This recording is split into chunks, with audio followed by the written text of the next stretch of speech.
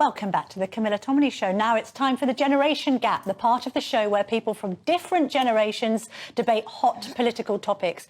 This week, should we scrap the honours system? The honours system has been in the news a lot recently, of course, because of Boris Johnson's picks for his resignation offers, which ruffled a few feathers. And yesterday, a number of new knights and dames were announced to celebrate the King's birthday, including, again, a few controversial picks. But does it make sense to have an honours system in the 21st century? To discuss this, I'm joined by Iman Aiton, anti-racism campaigner, and Rafe Heydel-Mankoo, GB News' resident royal expert and historian, and he's editor, this is perfect, of Burke's World of Orders and Knighthood and Merit.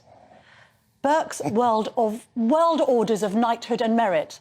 Rafe, you're just too qualified for this Gen Gap. It's unreal.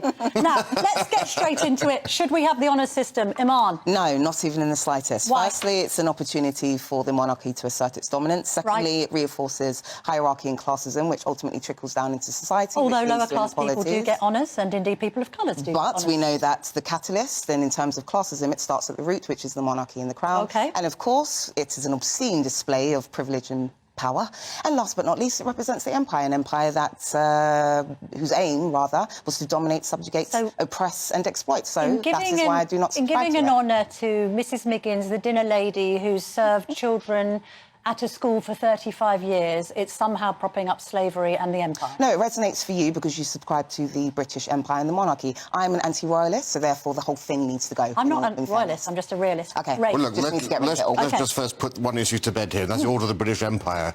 The clue is in the name. It's not exclusively a British honour, it's a Commonwealth honour conferred by 11 other countries, apart from Britain, all of whom are non-white, right? So the majority of the countries are black-majority Caribbean nations. So if the Caribbean nations of Antigua and the Bahamas and Belize and St. Kitts and Nevis and St. Lucia have no problem still conferring the Order of the British Empire, I don't see why we here should need to get our undergarments in a twist over the subject. More broadly, every country in the world, with the exception of Switzerland, has an honours system. We have the gold standard. Ours is the Rolls-Royce Corniche. Because of the antiquity of our honours, it links people today who receive an honour with Churchill, with Florence Nightingale, with Sir Isaac Newton.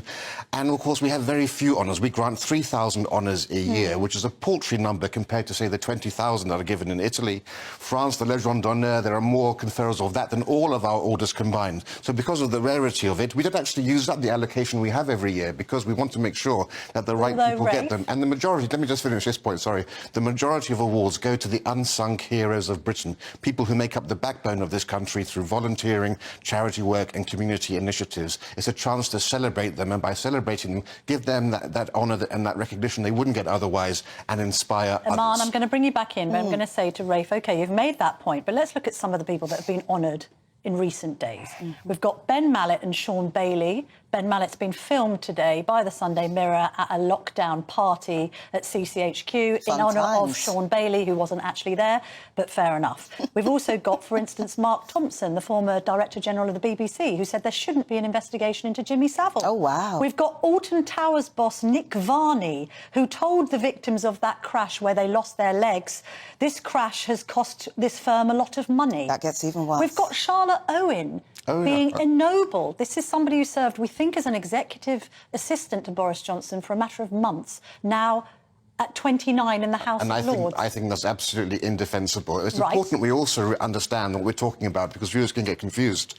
We have the Prime Minister's controversial resignation honours list, which I would absolutely have that reviewed and amended, and if need be, abolished. I don't see why we can't have a scrutiny committee review Prime Ministerial resignation honours in the same way that other honours are rewarded. So in 2004, Sir Hayden Phillips did a major review of the honour system. So our main honour system has independent committees with the majority of independent people on them, chaired by independent leaders, business, science, health, education, volunteerism, and that is our Rolls-Royce Corniche. The resignation honours system is run by convention, and unfortunately today's politicians don't abide by the same gentlemanly rules, as we can see with cabinet ministers never resigning when they should. And I think there is actually an argument to be made, certainly for resignation honours to be looked at. All right, so some common ground there. Iman, I think Rafe makes a good point about the fact that the vast majority of people who appear on the honours list, and I look at it, it gets sent to me when the investitures come out, and I see all of these people that have done lots of different things. It's largely a tool with which you can reward people for giving their time as volunteers, of members of charities, of people who genuinely have served their communities, might not get paid a lot of money for it, but actually are recognised by having letters after their name? I appreciate everything you just said because, again, you subscribe to an extent to the monarchy. Firstly, just to touch on the point that you made in terms of the Commonwealth. Well, let's just be clear. The Commonwealth is a perpetuation of the British Empire. Like I said, an empire that had the agenda, sole agenda of dominating, subjecting people and etc. In your view. Right? No, it's just based on history. Not really, so not your history. It's a continuation. Your truth, perhaps, but not most people's truth. Hold on a second. So I would argue that in terms of the Commonwealth, because you spoke about that in terms of this conversation, it's really important to just make this note. I believe that the Commonwealth is a regressive manoeuvre that is disguised as progress. I believe it is an exploitative venture disguised as a mutually beneficial exchange. And like I said, it's the continuation of the British Empire. But ultimately, the golden thread, like I said, is being able to assert dominance, right? So being able to assert dominance on black people. So what do you think of black people who have accepted honours? Should they not have done it?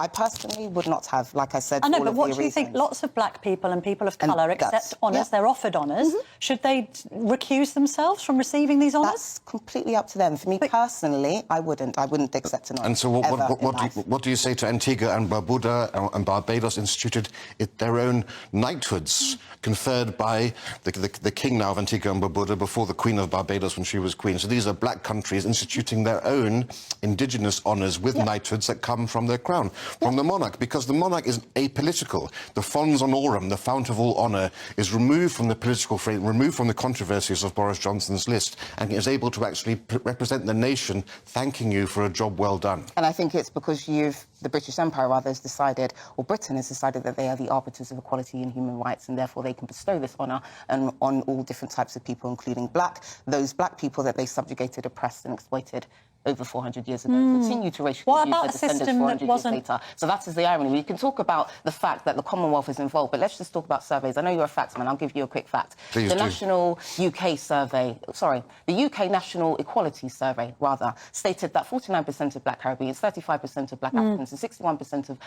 black other, including black British, have all experienced racial assault, which supersedes the Gypsy and Traveller stats that were in the newspapers a few weeks ago. I'm running out of time. Moral quick response, Rafe. The tale is basically these institutions are ultimately exploiting really quickly, Rafe. 5 seconds response. It would be lovely to have a discussion where race isn't shoehorned into everything. We now know from survey after survey that the world's 3 top nations for white flag. Sorry, apologies. Thank you for joining me today. I'll be back at 9:30. Stay tuned for Michael Portillo.